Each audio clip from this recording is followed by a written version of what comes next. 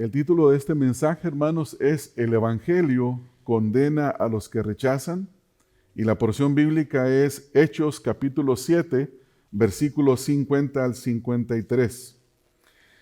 Es muy posible, hermanos, que ustedes estén familiarizados con una época de los años 1700 aquí en América que se le llamó el Gran Despertamiento.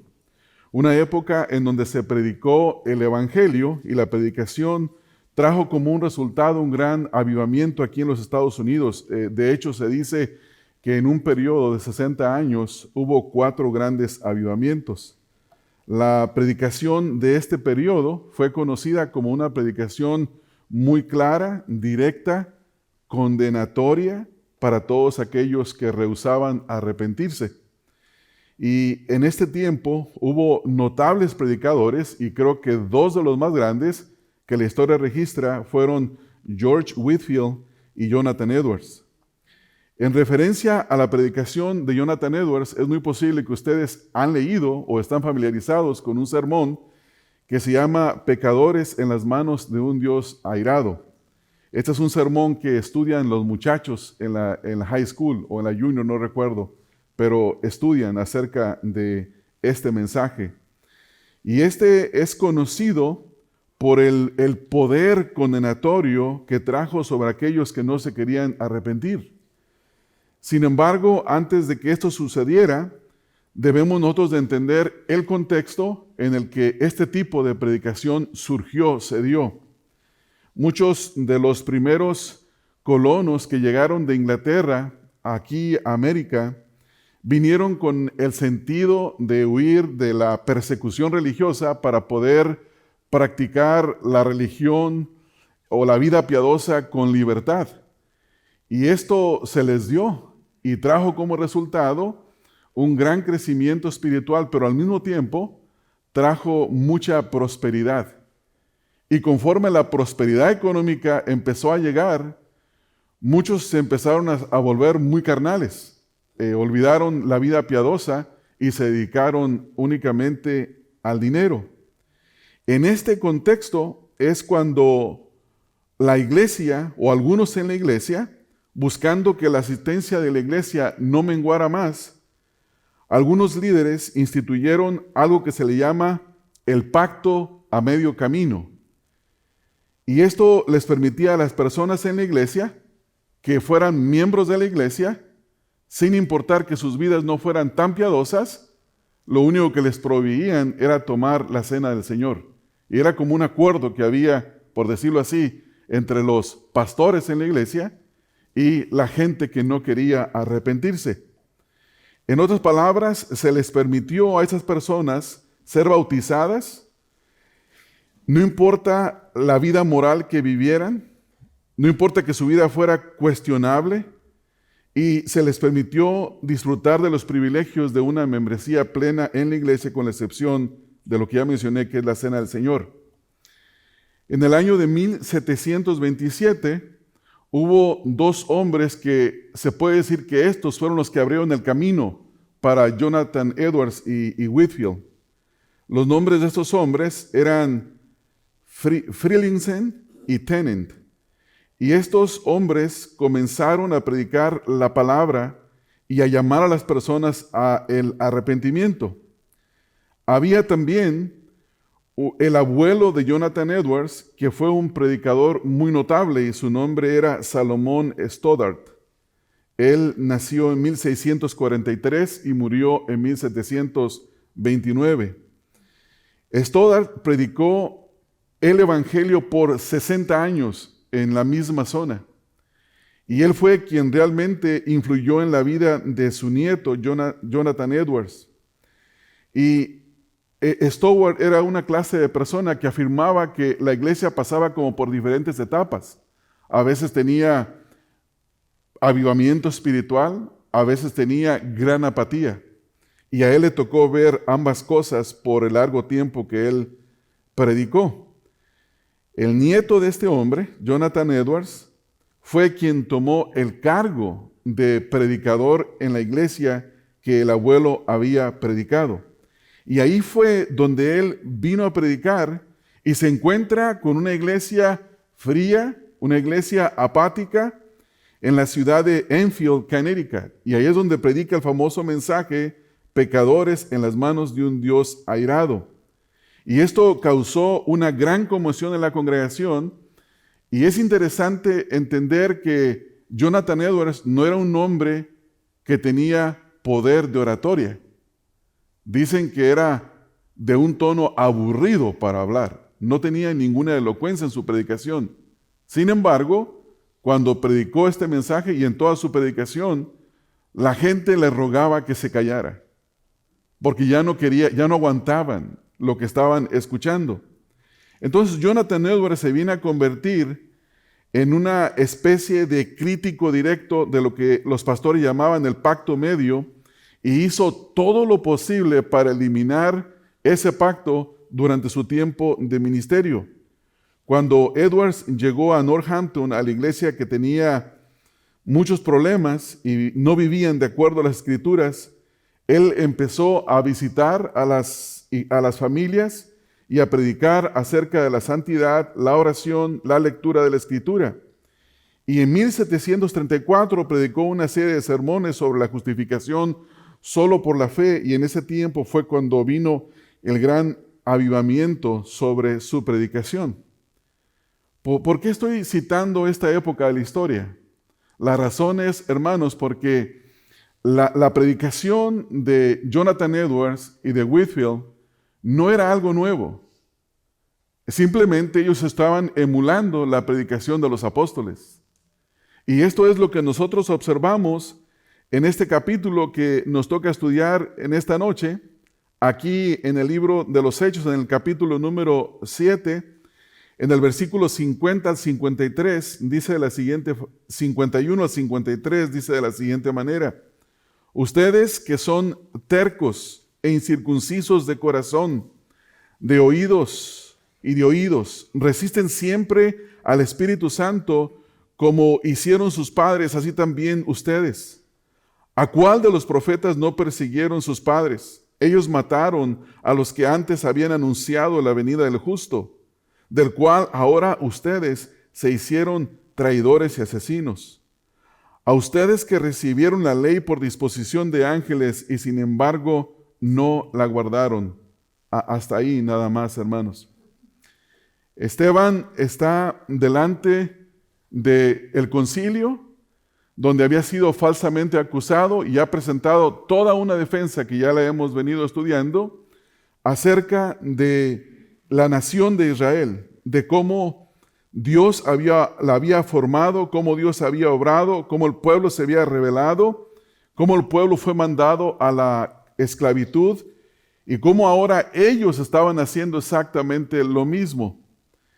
Hasta este punto, Esteban ya ha presentado esta defensa doctrinal correcta y les habla directamente y convincentemente. Pero noten que ahora el tono cambia. Al principio les llama varones, hermanos, padres. Y ahora el tono es un tono condenatorio. Es un tono de juicio. Porque él está percibiendo que no hay ningún cambio por la predicación que él está haciendo.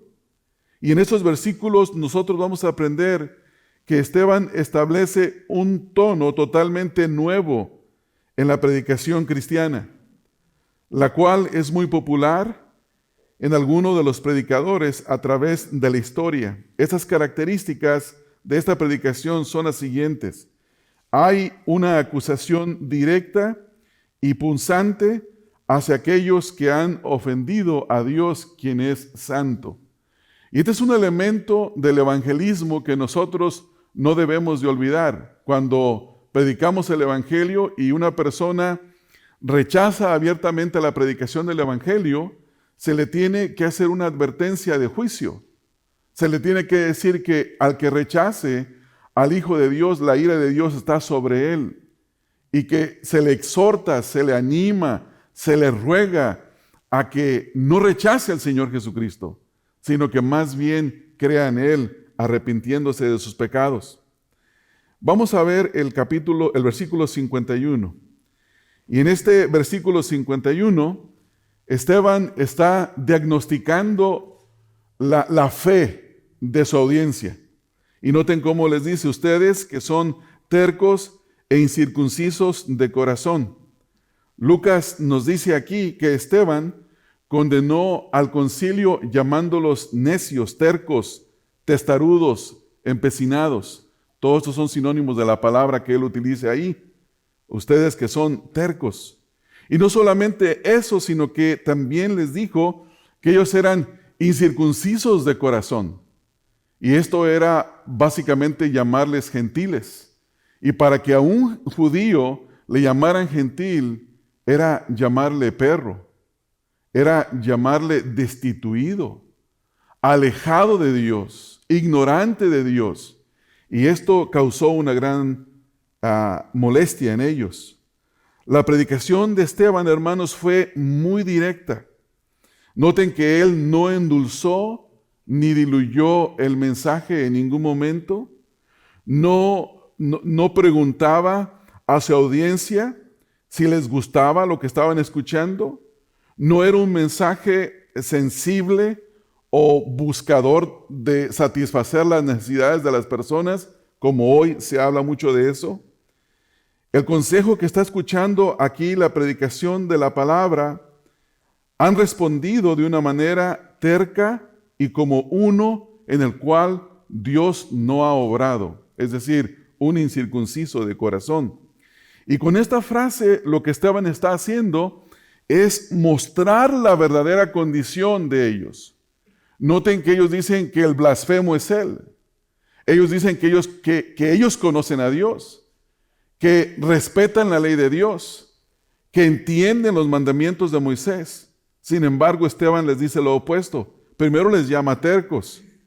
Y ellos eran igual que sus padres. En el Antiguo Testamento, en el libro de Éxodo, en el capítulo 32, en el versículo número 9, dice: el Señor dijo además a Moisés: he visto a este pueblo, ciertamente es un pueblo terco. Esta es la descripción de Dios para el pueblo, y esta es la descripción que Dios mismo ahora a través de la boca de Esteban está dando, porque Esteban está hablando por el poder del Espíritu Santo y está diagnosticando claramente el problema de estos. Los acusa también de ser incircuncisos de corazón, y algunas versiones añaden que de oídos también. Es muy posible que alguna versión que usted esté leyendo diga que son incircuncisos no solo del corazón, sino también de los oídos. En Levítico 26:41 dice: yo también procedía con hostilidad contra ellos para llevarlos a la tierra de sus enemigos. O si su corazón incircunciso se humilla y reconocen sus iniquidades. En Isaías 63:10, pero ellos se rebelaron y afligieron su Santo Espíritu, por lo cual Él se convirtió en su enemigo y peleó contra ellos. O sea que hubo una rebelión, una hostilidad del pueblo hacia Dios. Y es interesante ver cómo el lenguaje aumenta en el grado descriptivo. Por ejemplo, tenemos el profeta Isaías, que el tema de Isaías es: el juicio viene, y el pueblo se burla de Isaías. Pero luego viene 40 años después Jeremías predicando y dice: el juicio es inevitable, y entonces se comienzan a preocupar. Y miren lo que dice Jeremías en el capítulo 6, versículo 10. ¿A quiénes hablaré y advertiré para que oigan? Sus oídos están cerrados, no pueden escuchar, la palabra del Señor les es oprobio, no se deleitan en ella. Capítulo 9, versículo 26. A Egipto, Judá, Amón, Moab y a todos los que se rapan las sienes, a los que habitan en el desierto, porque todas las naciones son incircuncisas y toda la casa de Israel es incircuncisa de corazón. Y este es un mensaje preexilio, donde Dios, por su falta de arrepentimiento, se los llevaría 70 años al exilio para que fueran castigados por un pueblo al cual Dios después castigó. Entonces, hermanos, lo que vemos aquí es que Esteban está diciendo está básicamente pintando un cuadro del concilio. Es un cuadro gráfico y es un cuadro patético espiritualmente hablando. Él los llama tercos y algunas versiones, como ya hemos visto en inglés, por ejemplo, dicen stiff-neck, duros de corazón. Y esta es una palabra que se utiliza para referirse a los animales de hocico duro, que ni con un freno quieren hacer caso. Animales de cuello duro, que por más que lo jalen con la soga, no hacen caso. Miren, los que trabajan con caballos, alguien que sabe trabajar con caballos, no hablo del domador que le logra poner la silla y que el jinete le suba. Hablo del que se llama el arrendador, el que hace al caballo hacer trucos y cosas que lleva a detalle. Un buen arrendador le dice si el caballo sirve para la rienda o no sirve. Y un caballo duro de hocico, un caballo duro de cuello, no sirve. Y esto es lo que está ocurriendo aquí con ellos. Están siendo expuestos, y esta palabra aquí entonces es una expresión figurativa tomada de los bueyes, que eran rebeldes y no se sometían a ser uncidos con el, ¿cómo se llama? El yugo. Entonces, duros de cuello. Entonces, esta palabra es la que el Señor también usa para referirse a su pueblo en los versículos que ya leímos. En Éxodo 35:5 dice que es un pueblo de dura cerviz. Y así podemos ir observando, hermanos, la actitud de este pueblo. Hoy en día tenemos muchos predicadores que son muy amigables y personales con la gente. No quieren darle a las personas palabras que los incomoden. La predicación de ellos es como un terciopelo, suavecita, y quieren que la gente se vaya entusiasmada. Sin embargo, cuando se descubre la condición espiritual de una persona o de un grupo de personas, es necesario hablarle con la verdad de la palabra de Dios para que esta persona tenga la oportunidad de responder. Entonces, Esteban, volviendo a su diagnóstico, está presentando el problema. Y esto es importante. Ahora noten que también les llama incircuncisos. Y esto es a lo que tiene referencia con lo que le fue mandado a Abraham, que se circuncidara a su descendencia. Y después todos los judíos eran circuncidados.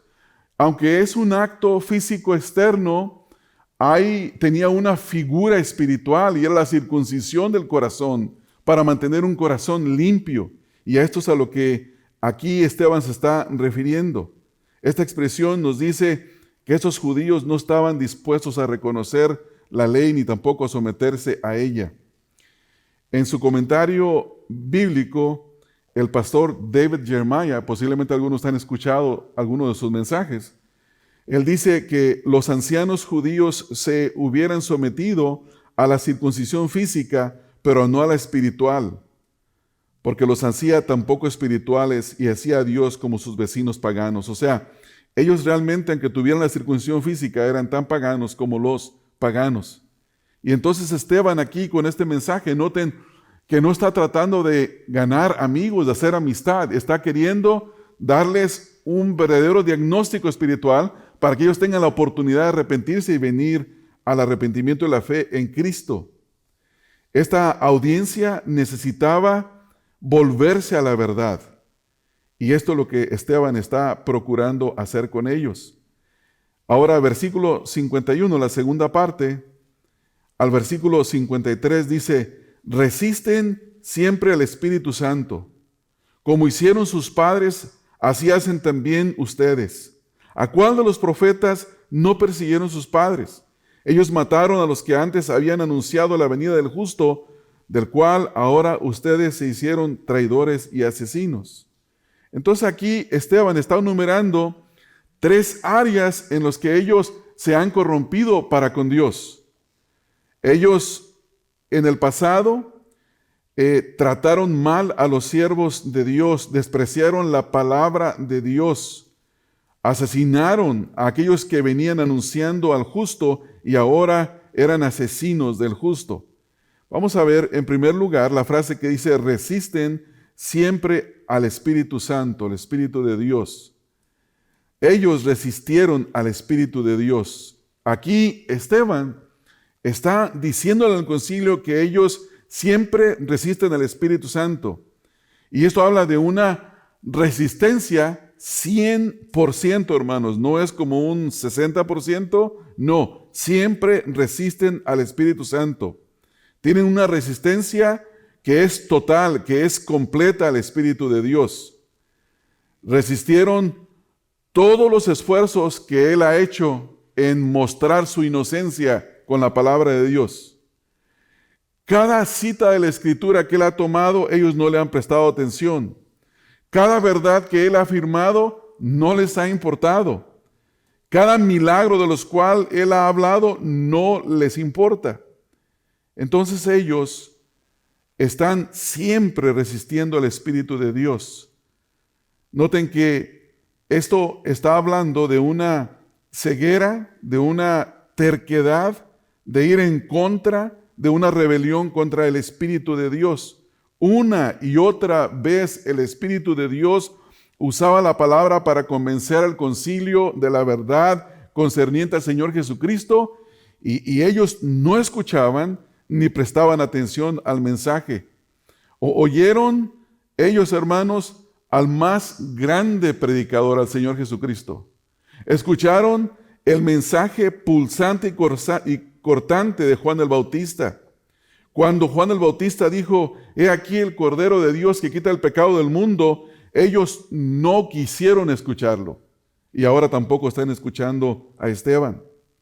Ellos han escuchado la predicación del Señor Jesucristo, escucharon predicar también a Pedro y a Juan en el contexto de este pasaje, han oído a los discípulos predicar el camino, el mensaje, y sin embargo, siempre han resistido el Espíritu de nuestro Dios. Ahora están escuchando el mismo mensaje por la boca de este siervo de Dios y ellos siguen resistiendo. La palabra resistir, hermanos, significa oponerse, resistir. Y es una palabra que no tiene mucho que explicarle. Pero eso es algo que tiene que ver con escuchar algo y no prestar ninguna clase de atención. Hay personas que resisten pasivamente, simplemente no hacen caso, ¿no? Pero hay personas que escuchan el mensaje y se oponen verbalmente y dicen: no, eso no es así. Eso no es así. Cuando una persona se opone a la palabra de Dios, tiene que entender que se está oponiendo al Espíritu de Dios, quien es aquel que está hablando por medio de aquel que está predicando. Samuel Pérez Milos, en su comentario, dice: Isaías había dicho que el pueblo se había rebelado contra Dios de tal manera que había enojado al Espíritu Santo. Rebelarse contra el Espíritu de Dios traía como consecuencia la enemistad de Dios, que se convertía en oponente al lugar de protector, en oponente en lugar de un protector. En Isaías 63:10 nos dice la Escritura de esta manera: pero ellos se rebelaron y afligieron su Santo Espíritu, por lo cual Él se convirtió en su enemigo y peleó contra ellos. Los miembros del Sanedrín seguían el camino de sus padres al rebelarse contra Dios, despreciando al Mesías enviado a pesar de las señales mesiánicas que había hecho delante de todo el pueblo. Hermanos, ellos siempre resistieron al Espíritu Santo. Esteban trae un mensaje claro de la palabra de Dios, una defensa impecable citando las Escrituras del Antiguo Testamento, pero los oídos de esos hombres, la actitud de esos hombres es terca, y su corazón y sus oídos son incircuncisos. No hay lugar para la palabra de Dios. Y yo me pregunto, hermanos, me hago la pregunta a mí mismo y les hago la pregunta a ustedes. Cuando somos confrontados con la verdad de la palabra de Dios, por lo que leemos, por lo que escuchamos en la predicación, o cuando alguien viene y nos hace ver algo en nuestra vida? ¿Cómo respondemos nosotros, hermanos? ¿Resistimos a Dios, a su Espíritu, a su palabra? ¿O damos lugar en nuestro corazón para hacer los cambios debidos? ¿Qué es lo que nosotros hacemos? Otro comentarista dice, Esteban abandonó ahora su defensa y pasó audazmente al ataque, vilipeleando a sus oyentes por su persistente y continua oposición a Dios. Su principal pecado era resistir el Espíritu Santo. El trato que daban a los profetas, a los que traían la palabra del Mesías, fue el mismo trato que esos hombres dieron a Esteban. Ahora, ven ahí en el versículo 51, la última parte, donde dice, como hicieron sus padres, así también vosotros. Noten aquí, hermanos, que Esteban recuerda el consejo que sus padres ya habían hecho exactamente lo mismo que están haciendo ellos. Así como los padres habían hecho, ellos estaban ahora haciendo de la misma manera. Los padres tenían la reputación de haber resistido al Espíritu Santo y sus antepasados eran hombres rebeldes contra Dios. Es decir, que esta terquedad corría en la familia. La generación a la que Esteban está hablando también resistió al Espíritu Santo. Sus padres lo hicieron, ellos lo hicieron, y esto es algo, como dice el dicho, que la fruta no cae lejos del árbol, o hijo de tigre pintito. No se esperaba ninguna otra cosa de ellos, ¿verdad? Entonces debemos nosotros de tener cuidado, hermanos, con el ejemplo que damos en este caso, una aplicación a nuestros hijos. Esteban acusa al consejo de resistirse al Espíritu Santo. Entonces, esto es importante de prestar atención. Versículo 52. Ahora viene el rechazo de los profetas. Sus padres rechazaron a los mensajeros de Dios. Note que el versículo 52 dice, ¿a cuál de los profetas no persiguieron sus padres? Noten que la pregunta no es, ¿se recuerdan que persiguieron a un profeta? No. Era una actitud constante. ¿A cuál no? No es a cuál. ¿Se recuerdan que persiguieron a Jeremías? No. ¿A cuál no persiguieron? Es decir, que su actitud, su conducta era de perseguir siempre a los profetas. Noten, hermanos, que ahora Esteban hace una pregunta que no era algo que el consejo no pudiera responder, porque el consejo, el concilio, conocía la respuesta. Ellos conocían la historia. Ellos habían leído sobre la rebelión del pueblo contra los mensajeros de Dios. Ellos eran la clase de personas que aislaban a los profetas, los encarcelaban, difamaban a los profetas, hablaban, les levantaban falsedades, maltrataban a los profetas y a muchos de ellos los asesinaron. Se dice que Isaías fue aserrado, cortado a la mitad. Ellos sabían que la palabra de Dios les decía con respecto a los hombres de Dios, pero simplemente no les importó. Noten, hermanos, lo que dice Primera de Crónicas 16:22. No toques a mis ungidos, ni hagan mal a mis profetas. El pueblo, escuchando la predicación de los profetas, les molestó, y en lugar de arrepentirse y venir y volverse a Dios, ellos tocaron a los profetas, pero Dios les habría de traer condenación por eso. Entonces Esteban conocía muy bien la historia del pueblo de Israel, y ahora está diciendo, ustedes hacen exactamente los mismos. Sus padres ya lo habían hecho, ahora ustedes hacen lo mismo y han hecho lo mismo con el Señor Jesús. Entonces Esteban aquí mismo, vean ahí el versículo, hermanos, 52, por favor, dice, ¿al cual de los profetas no persiguieron sus padres? Y lo dice, ellos mataron a los que antes habían anunciado la venida del justo. Aquí Esteban está llamando al Señor Jesucristo el justo. Y la pregunta es que, ¿por qué le llama el justo? Y simplemente hay una implicación aquí, aunque tiene que ver con el carácter, pero aquí la palabra se usa para hablar de la inocencia. No había razón para que crucificaran al Señor Jesucristo. Él era inocente, Él era santo, absolutamente santo. Sin embargo, ellos lo aprendieron y lo crucificaron y pidieron que se les diera un malhechor en lugar del justo. Sus padres ya habían matado a los profetas que habían predicado acerca de la venida del Señor, acerca del justo, y ahora habían asesinado al justo. Ellos mataron al Mesías. Dice el versículo, de lo cual ahora ustedes se hicieron traidores y asesinos. En el mismo versículo 52 dice, del cual ahora ustedes se hicieron traidores y asesinos. Traicionaron a Cristo. Asesinaron a Cristo. Ellos tenían su sangre, sus manos manchadas con la sangre del inocente. Y este es el juicio que está trayendo aquí Esteban.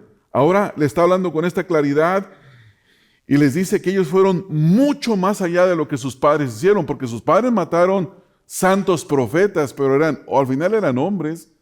Estos han asesinado al autor de la vida, al santo, al justo. Y ese crimen era mucho mayor que lo que sus padres habían hecho. Entonces Esteban les dice a aquellos que ellos fueron mucho más allá de lo que sus padres han hecho. Han ido más allá, el crimen es más grave. En el contexto de este pasaje, Pedro dice en Hechos 3:13 al 15, el Dios de Abraham, de Isaac, de Jacob, el Dios de nuestros padres, ha glorificado a su siervo Jesús, al que ustedes entregaron y repudiaron en presencia de Pilato, cuando éste había resuelto poner a Jesús en libertad. Pero ustedes repudiaron al santo y justo y pidieron que se les concediera un asesino, y dieron muerte al autor de la vida, al que Dios resucitó de entre los muertos, de lo cual nosotros somos testigos. O sea que hasta este momento Esteban no había mencionado el nombre del Señor Jesucristo en toda su predicación, y cuando él lo trae a la memoria, lo trae para hablar de la muerte de Cristo por causa de la dureza del corazón de ellos. Entonces la predicación de Esteban, hermanos, una predicación, como lo mencioné al principio, aguda, poderosa, no fue aceptada por ellos. Aquí no hay como que, no, es que el predicador nos durmió, ¿verdad? Y pues no sabe predicar y pues nos durmió. ¿Qué vamos a hacer? No. Excelente predicador. Predicó sin Biblia en la mano, de memoria. Se parecía a R.C. Sproul, ¿verdad? Que era capaz de predicar sin una Biblia en la mano. Escuché una anécdota donde MacArthur invitó a R.C. Sproul a predicar por primera vez ahí en su congregación. Y dicen que llega en el servicio de la tarde y está R.C. Sproul en el estacionamiento, esperando pasar para enfrente, y llega y en la oficina le dijo, oye, ¿no tienes una Biblia que me prestes? Y dijo, ¿qué pasó con la tuya? No, si yo no cargo Biblia. Y se sube al púlpito con la Biblia y nunca la abrió. Jamás abrió la Biblia. Tenía una memoria fabulosa, ¿no? Impecable como la de Esteban, que podía citar la Escritura. Pero aquí Esteban, hermanos, está en este consejo y ya les ha acusado de resistir al Espíritu Santo, de matar a los profetas y de haber matado al justo. Ahora en el versículo 53 va a cerrar con otra acusación. Ustedes que recibieron la ley por disposición de ángeles y sin embargo no la guardaron. Esta acusación es tremenda. ¿Por qué razón? Porque Israel había recibido la ley de Dios. Ellos eran el recipiente de la ley de Dios. El pueblo de Israel se enorgullecía por tener la ley de Dios. Ellos decían, nosotros somos los elegidos para que Dios depositara su palabra a nuestro cuidado. Ellos se apartaban del resto del mundo porque ellos se creían superiores a los demás y tenían la ley de Dios. Y Esteban recuerda aquí al consejo, a los dirigentes, que ellos habían recibido la ley por la indicación de los ángeles, por mano de ángeles. Esto era un asunto sagrado, hermanos. No fue que Moisés tuvo una revelación y algún escultor o algún, ¿cómo se les llama a los que lajan piedra, hermanos? No. Escultor de piedra, ¿verdad? Escribió ahí los 10 mandamientos. No, fue la mano de Dios. Fue la mano de Dios por medio de los ángeles. Dios mismo les dio su palabra por medio de los ángeles. Y esto fue, como dice ahí el versículo, por disposición. La palabra disposición significa arreglo, por arreglo de, por la institución de, por la instrumentalidad de. O sea que esto es todo algo, no es solamente haber recibido la palabra de Dios, esto fue un evento supremamente santo. La palabra santa, por medio de ángeles santos, a través de esos ángeles, vino para ser entregada al pueblo.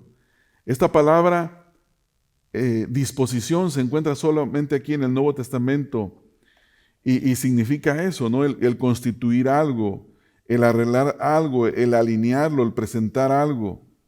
En Hebreos 2:2 dice, porque si la palabra hablada por medio de los ángeles resultó firme, y toda transgresión y desobediencia recibió justa recompensa. En Gálatas 3:19 Pablo dice, ¿para qué pues sirve la ley? Fue añadida a causa de las transgresiones hasta que viniese la simiente a quien fue hecha la promesa y fue puesta por medio de los ángeles y por mano de un mediador.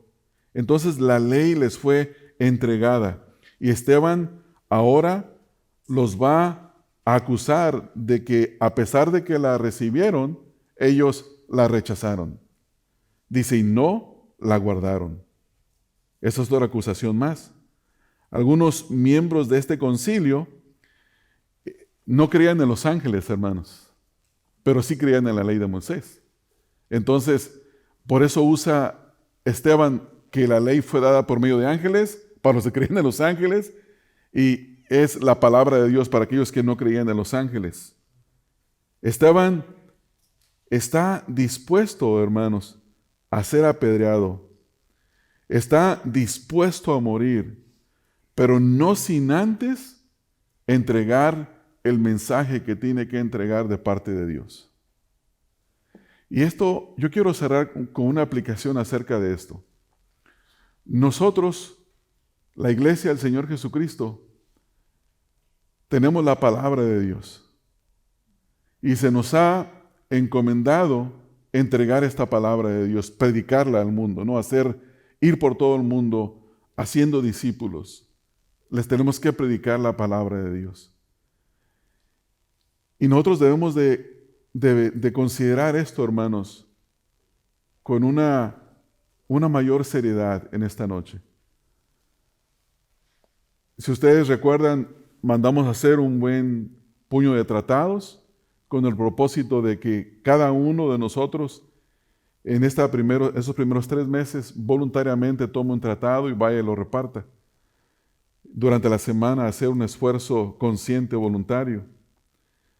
Después del resto del año tenemos algunos planes para hacerlo. Pero nosotros, hermanos, somos llamados a guardar la palabra de Dios, es decir, a obedecerla, pero también somos guardados a llevarla. Y necesitamos de pensar en esto, porque vamos a ser juzgados por todo esto.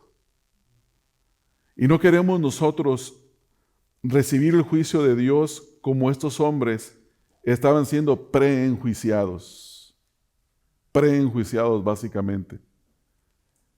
Y estar delante de la presencia de Dios y tener que responder a estas cosas.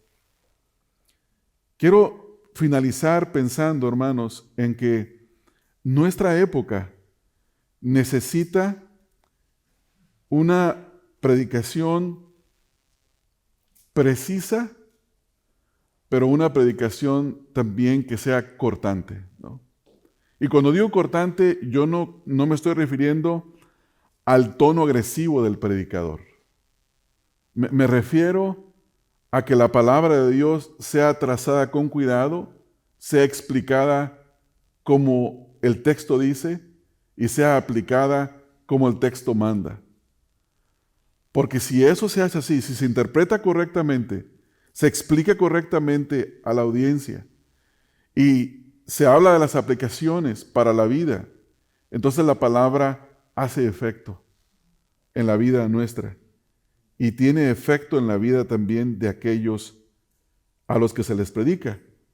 Como dice Romanos, ¿cómo van a creer o cómo van a invocar el nombre de aquel que no han oído? ¿Y cómo van a oír si no se les habla, hermanos? Si no se les predica. ¿Y cómo van a predicar si no se les envía? Eso es lo que se llama el Evangelio en reversa, ¿no? Algunos así le han puesto a ese pasaje.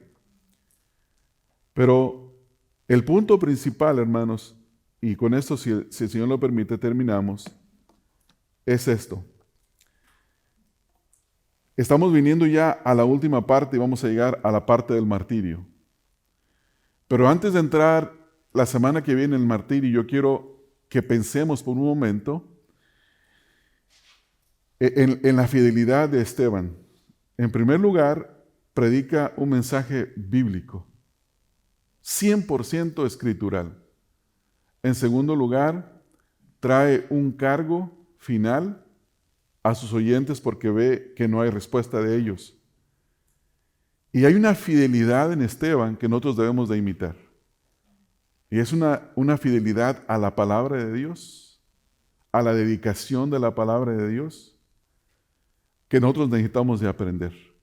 Cada uno de nosotros necesita de, en lo íntimo, en su casa, en su hogar, ser dedicado y fiel a la palabra de Dios. Tener su lectura de la palabra de Dios. Estudiarla con regularidad. Buscar aplicarla a su vida. Después, venir y predicar esa palabra a aquellos que no la conocen. Aprender esa fidelidad de Esteban. Él fue capaz de predicar porque había sido un hombre que anteriormente se había dedicado a la palabra de Dios. Fue fiel a la palabra de Dios. Era un hombre lleno del Espíritu de Dios, o sea, obedecía a la palabra y por eso fue usado como fue usado.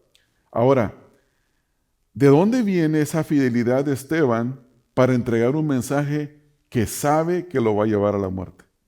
¿De dónde viene? Ese viene de una visión alta y suprema de las Escrituras. De que el mensaje es lo que importa, ¿no? Como dice Pablo, que el predicador está delante de Dios, viene de parte de Dios, está delante de Dios. La audiencia es la que debe de escuchar, pero lo único que le debe importar al predicador es ser fiel a Dios y decir lo que dice su palabra. La iglesia contemporánea se asusta mucho de predicar el Evangelio el día de hoy, o tiene cobardía de predicar el Evangelio el día de hoy porque se preocupa mucho de lo que la gente va a decir. Y no tiene un sentido de responsabilidad delante de Dios. ¿Qué es lo que Dios va a decir si yo no predico su palabra?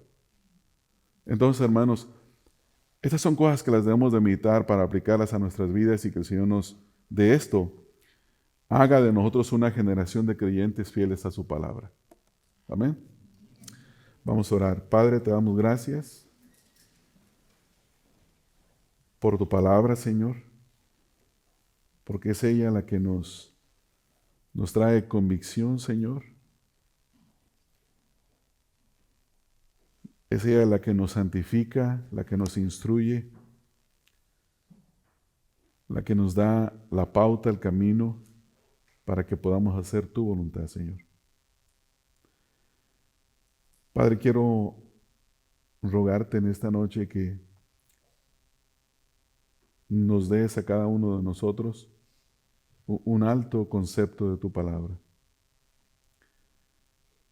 Que podamos decir como el salmista dice, oh, cuánto amo yo tu ley.